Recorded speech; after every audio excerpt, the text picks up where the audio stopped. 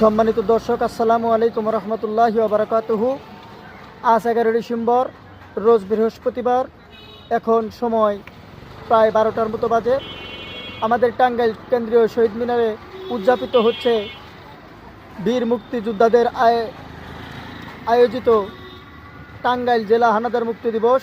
আজকের 1971 সালের আজকের এই দিনে টাঙ্গাইল জেলা হানাদার মুক্ত হয়েছিল। সেই দিবস উপলক্ষে বীর মুক্তিযোদ্ধারা আজকে হানাদার দিবস পালিত করে। এখানে প্রধান অতিথি হিসাবে বক্তব্য দিবেন জননেতা বঙ্গবীর আব্দুল কাদের সিদ্দিকী। বিশেষ অতিথি হিসাবে বক্তব্য দিবেন জননেতা আলহাজ আব্দুল লতিফ সিদ্দিকী।